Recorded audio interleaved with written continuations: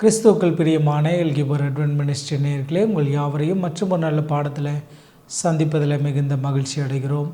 இந்த காலாண்டு முழுவதும் நாம் கொலேசியர் மற்றும் பிலிப்பியர் புஸ்தகங்களிலிருந்து கிறிஸ்துவை குறித்தும் பவுலார் செய்த ஊழியத்தை குறித்தும் அதன் மூலமாய் பரலோகத்தையும் பூமியையும் இணைக்கக்கூடியவராக கிறிஸ்து இருக்கிறார் என்பதை குறித்தும் தொடர்ந்து நம்ம அநேக பாடங்களை வித்தியாசமான புரிந்து கொள்ளுதலில் நம்ம தொடர்ந்து படித்து கொண்டு வருகிறோம். அந்தபடியாக இந்த வாரத்தினுடைய பாடம் 8 கிறிஸ்துவின் பிரதான தன்மை என்ற தலைப்பின் கீழாய் நம்ம தியானிக்க இருக்கிறோம். பாடத்துக்குள்ளாய் கடந்து செல்வதற்கு முன்பாக தலைகளை தாழ்த்தி ஜெபம் செய்வோம்.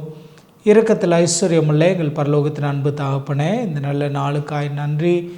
உம்முடைய கிருபையுள்ள கரங்கள் எங்களை தாங்கி இதுவரைக்கும் வழி நடத்திருக்கிறதற்காய் ஸ்தோத்திரம். இந்த பாடத்தை நாங்கள் படிக்க போகிறோம். இந்த பாடத்தை நாங்கள் படிக்கும்போது தெளிவான புரிந்து கொள்ளுதலை நாங்கள் பெற்றுக்கொள்ள கர்த்தர் எங்களுக்கு உதவி செய்யும்படியாக ஜெபிக்கிறோம். அந்த நிகழ்ச்சியை காணக்கூடிய ஒவ்வொருவரையும் கர்த்தர் நீங்கள் ஆசீர்வதிக்க வேண்டுமாய், பலப்படுத்த வேண்டுமாய் உடைய சமூகத்தில் கெஞ்சுக்கிறோம். ஆண்டவரே, எந்த தொழில்நுட்ப இடையூறுகளும் ஏற்படாதபடிக்கு கர்த்தர் பாதுகாத்து கொள்ளுங்கள். கிறிஸ்து இயேசுவின் வழியாய் ஜெபிக்கிறோம் எங்கள் ஜெபம் கெல்லும் ஜீவனுள்ள நல்ல பிதாவே, ஆமேன். இந்த நாளிலும் கூட நம்ம கிறிஸ்துவினுடைய பிரதான தன்மை என்ற நிலையிலிருந்து நம்ம படிக்க போகிறோம். பவுலார் இந்த கொலேசியருக்கு எழுதின இந்த நிருபத்தில் கொலேசியர்களுக்கு சொல்லும்போது கர்த்தராகிய இயேசு கிறிஸ்துவினுடைய தன்மையை எவ்வளோ அழகாக அவர் விவரித்து சொல்லுகிறார். அவருடைய ஒவ்வொரு வார்த்தைகளும் கர்த்தராகிய இயேசு கிறிஸ்துவினுடைய பிரத்யேக தன்மையை, அந்த யுனிக்னஸை தெளிவாக காட்டக்கூடியதாய் இருக்கிறது.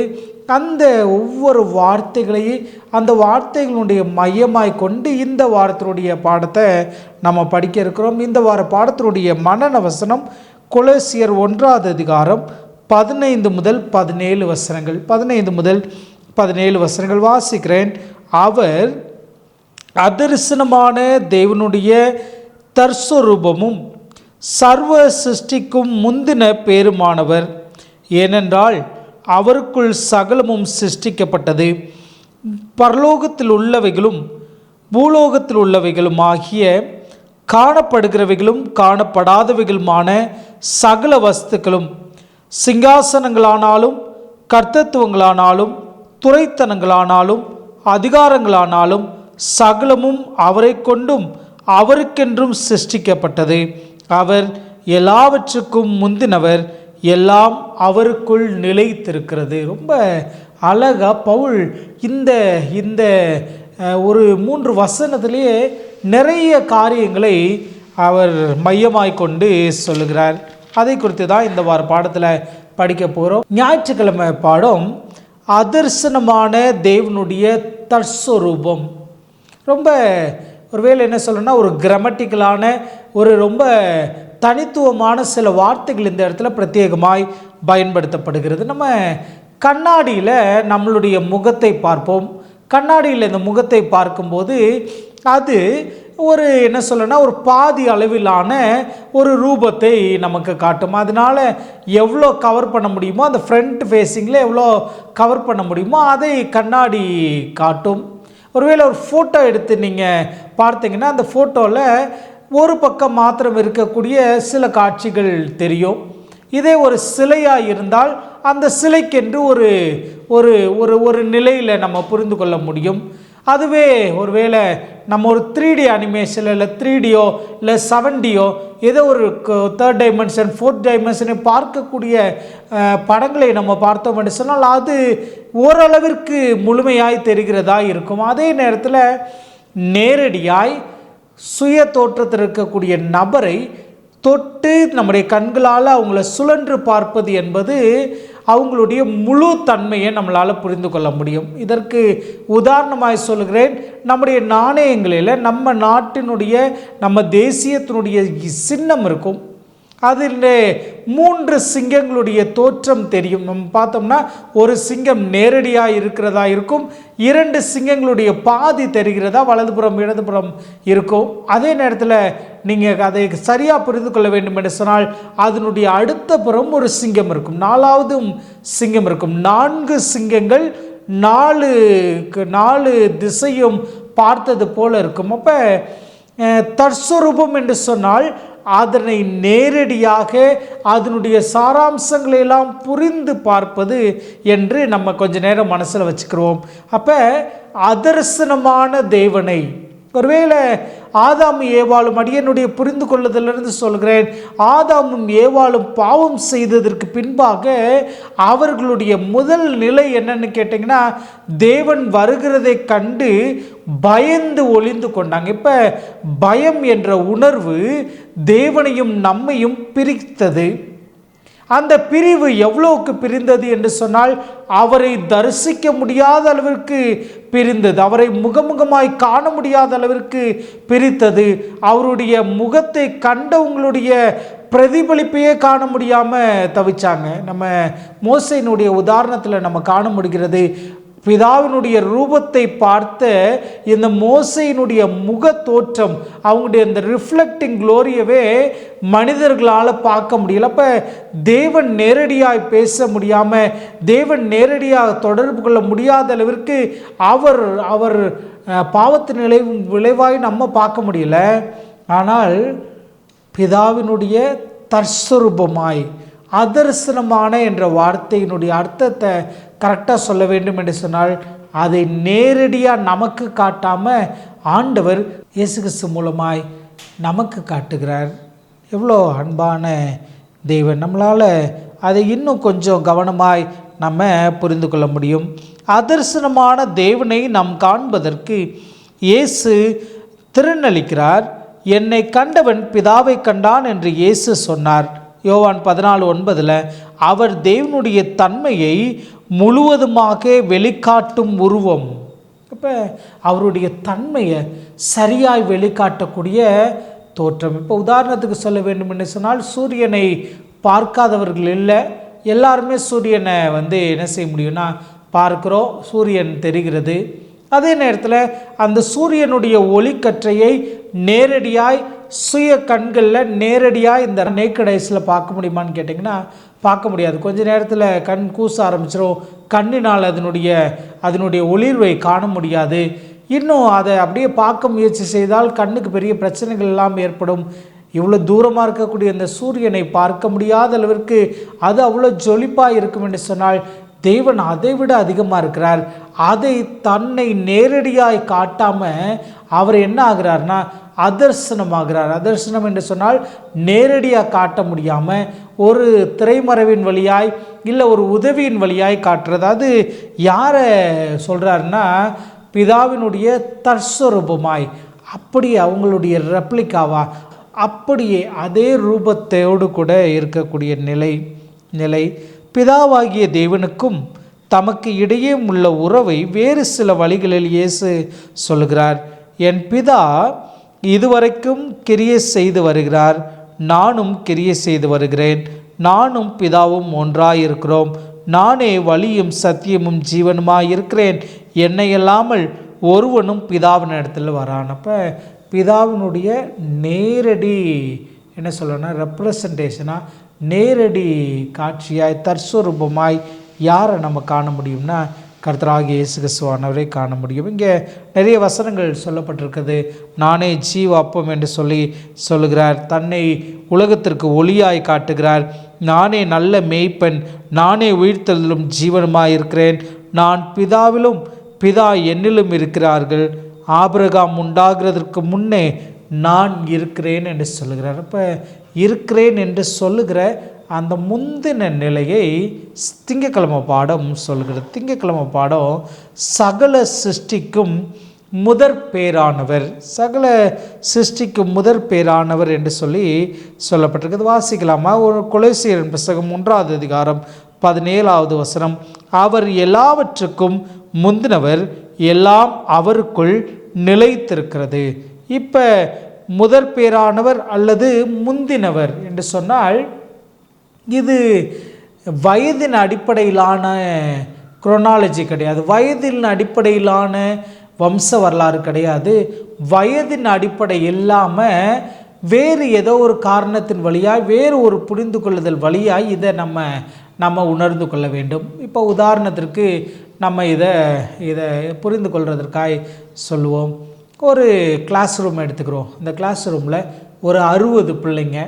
அந்த 60 பிள்ளைகளுடைய டேட் ஆஃப் பர்த் ஏறக்குறைய அந்த வருஷத்துக்குள்ளே இருக்கும். ஒரு குறிப்பிட்ட வயது இருக்கக்கூடிய பிள்ளைகள் மாத்திரமே அங்கே இருக்கிறாங்கன்னு வச்சுக்கிறோமே.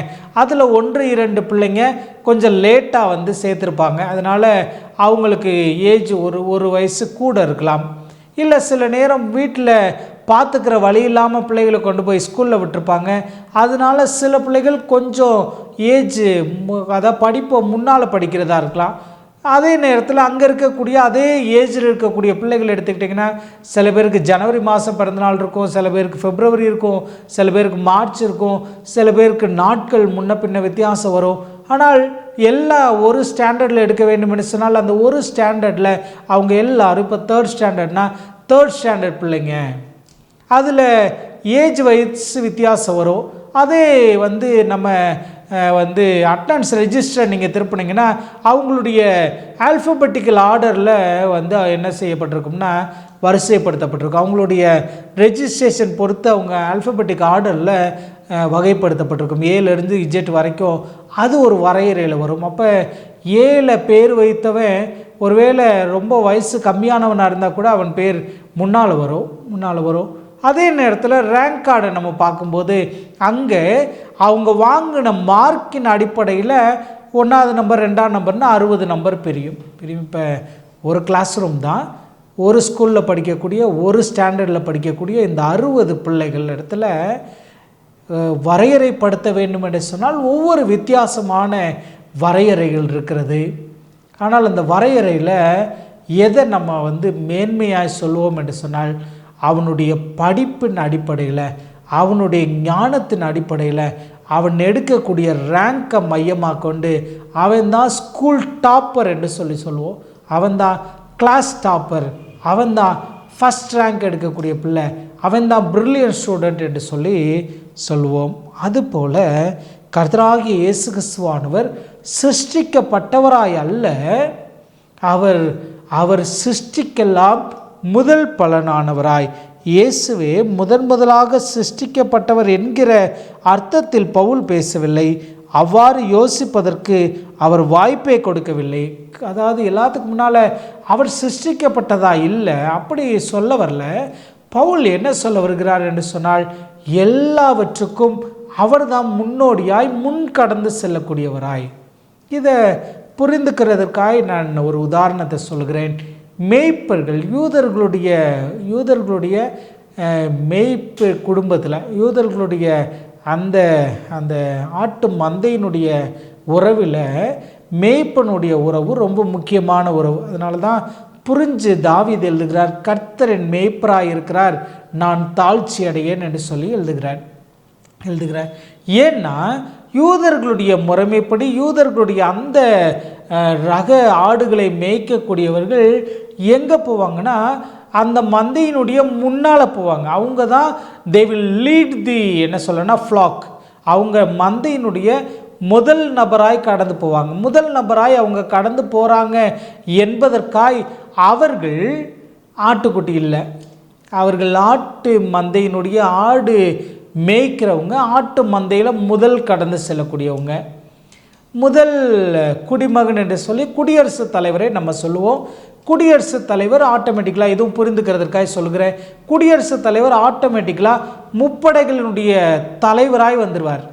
முப்படைகளினுடைய தளபதி ஒருத்தர் இருப்பார். ஒவ்வொரு படைக்கும், விமானப்படைக்கு, கப்பல் படைக்கு, காலாட்படைக்கு என்று ஒரு தலைவர் இருப்பாங்க. அந்த தலைவர்களுக்கு மேலே முப்படையினுடைய தலைவர்னு ஒருத்தர் இருப்பார். அந்த முப்படையினுடைய தலைவருக்கு மேலே குடியரசுத் தலைவர் இந்த 3 படைகளுக்கும் பிரதானியாக இருப்பார். ஆனால் ஒரு பியூட்டியான விஷயம் என்னன்னு கேட்டிங்கன்னா, அவர் எந்த இராணுவத்திலையும் அவர் பயிற்சி எடுத்திருக்க மாட்டார், அவர் இராணுவ வீரனாக இருந்திருக்க மாட்டார், அவர் ஏர்ஃபோர்ஸில் ஒரு பைலட்டாக இருந்திருக்க மாட்டார், அவர் நீர்மூழ்கி கப்பல்களை ஓட்டக்கூடிய ஷிப்பை செலுத்தக்கூடிய டிரைவர்ஸாக இருந்திருக்க மாட்டாங்க, செயிலராக இருந்திருக்க மாட்டாங்க. எதுவுமே அவங்களுக்கு ஒரு வேளை அதனுடைய பின்புலம் எதுவுமே இல்லைன்னா கூட அந்த குடியரசுத் தலைவர் என்ற நிலை எதை குறிக்கும் என்று சொன்னால் அவங்க முதன்மையானவங்கன்றது குறிக்கும். அவங்க எல்லா டெசிஷனும் அவங்க தான் ஃபஸ்ட்டு மேக் பண்ணுவாங்க. அதே போல தான் எனக்கு அன்பான தேவ பிள்ளைகளே, கர்த்தராகிய இயேசு கிறிஸ்துவானவரும் நம்ம எல்லாத்துக்கும் அவர் முதன்மையானவராய் முதற்பேரானவராய் அவர் மாறுகிறார். எதிலையும் கூட என்று சொன்னால் உயிர்த்தெழுதலிலும் அவர் முந்தினவராக மாறுகிறார். எதற்கெல்லாம் முந்தினது என்று சொன்னால், ஏனென்றால் அவருக்குள் சகலமும் சிருஷ்டிக்கப்பட்டது, பரலோகத்தில் உள்ளவைகளும் பூலோகத்தில் உள்ளவைகளுமாகிய காணப்படுகிறவைகளும் காணப்படாதவைகளுமான சகல வஸ்துக்களும். சூப்பராக பவுல் ஒருவேளை ஒரு டெக்னாலஜிக்கல் டேர்மில் சொல்கிறாரு. நம்ம கண்ணுக்கு ஒருவேளை காற்றை பார்க்க முடியலை, காற்றுக்கு அதிபதி யாருன்னா காணப்படுறதற்கும் காணப்படாததுக்கும் அவர் தான். சில நட்சத்திரங்களை நம்மளுடைய நேக்கட் ஐஸில் பார்க்க முடியலை, சில நட்சத்திரங்களை இன்னும் ஆராய்ச்சியாளர்கள் சரியாக கண்டுபிடிக்க முடியலை. சில எரிக்கல்கள் ஃப்ராக்ஷன் ஆஃப் செகண்டில் போகிறது. இந்த எரிகளாக இருக்கலாம், நட்சத்திரமாக இருக்கலாம், தோன்றதாக இருக்கலாம், தோன்றாதாக இருக்கலாம், கடலின் ஆழத்தில் இருக்கிறதா இருக்கலாம், பூமியின் ஆழங்களில் இருக்கிறதா இருக்கலாம், மனித கண்களுக்கு புலப்படாததாக இருக்கலாம். எல்லாத்துக்கும் அவர் தான் அதிபதி, எல்லாத்துக்கும் அவர் தான் முதல் பலனானவர், சகலத்தையும் சிருஷ்டித்தவர் அவர் தான். அதிலிருந்து இன்னொரு காரியத்தை சொல்கிறாரு. சிங்காசனங்களானாலும் கர்த்தத்துவங்களானாலும் துறைத்தனங்களானாலும் அதிகாரங்களானாலும் சகலமும் அவரை கொண்டும் அவருக்கென்றும் சிருஷ்டிக்கப்பட்டிருக்குது. ரொம்ப அழகாக பவுல் அதை மீன் பண்ணி சொல்கிறார். நான் அதை உணர்ந்து பார்க்கிறேன். நான் என்னுடைய உணர்வோடு நீங்களும் உணர்ந்து படிக்க வேண்டும் என்று சொல்லி ஆசைப்படுகிறேன். தலைமைத்துவமாக இருக்கலாம், நம்ம அதிகாரத்துவங்களாக இருக்கலாம், என்னவா வேணாலும் இருக்கலாம், எல்லாமே இது ஆண்டு கொள்ளுங்கள்னு சொன்னார். இந்த ஆண்டு கொள்ளக்கூடிய உரிமையை கொடுக்கிறவர் அவர் தான். சில நேரங்களில் ராஜாக்களை தள்ளி ராஜாக்களை ஏற்படுத்துகிறவர், சில நேரங்களில் இந்த ராஜாக்களை அனுமதிக்கலாம், சில நேரங்களில் இந்த ஆட்சியாளர்களை ஆண்டவர் அனுமதிக்கலாம். ஆண்டவருடைய சமூகத்துக்கு முன்பாக எல்லாமே அவர் கரங்களில் தான் இருக்கிறது.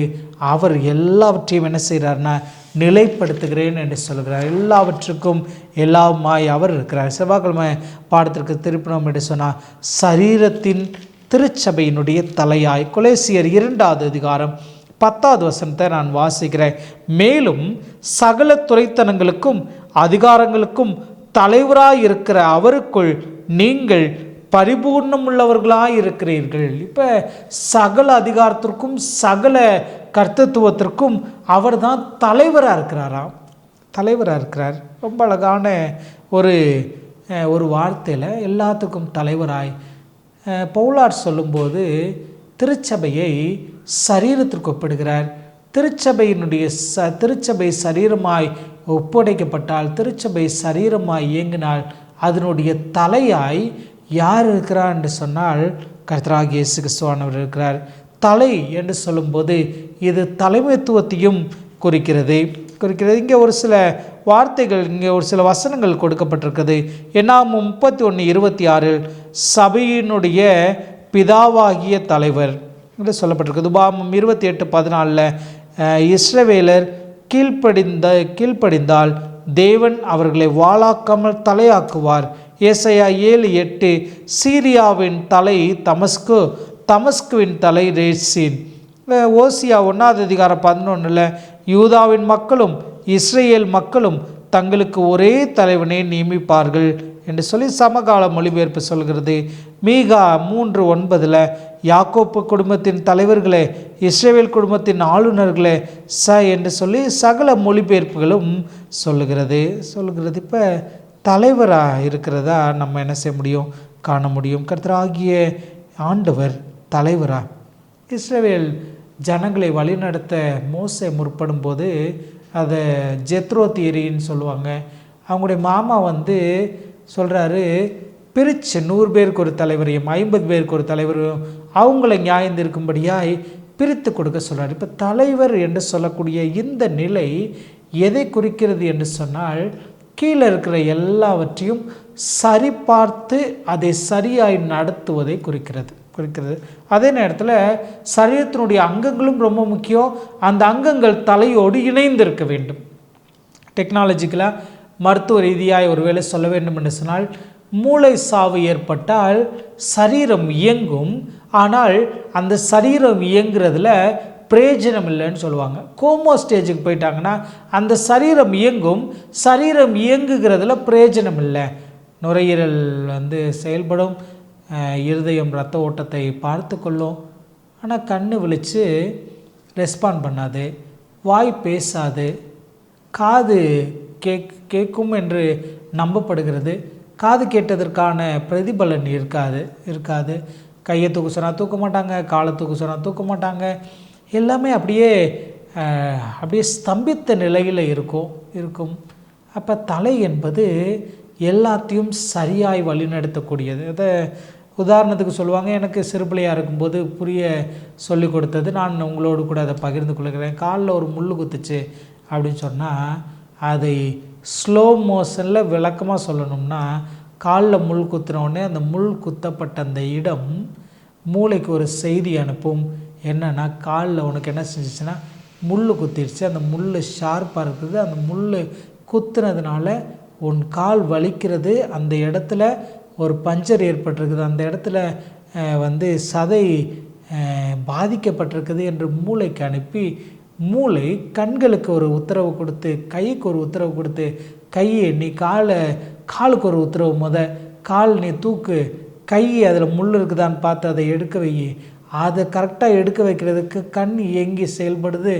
அதோடு சேர்ந்து ரொம்ப வலிச்சிருச்சுன்னா கண்ணுக்கு கண்ணீர் விடும்படியாக, வாய்க்கு அழுது கத்தும்படியாக, ஐயோ ஒன்று கத்தும்படியாக எல்லாமே இணைந்து செயல்படுகிறது. இதை பிரித்து நான் சொல்லிட்டேன். இதெல்லாம் ஃப்ராக்ஷன் ஆஃப் செகண்டில் ஒன்று சேர்ந்து செயல்பட வேண்டும்.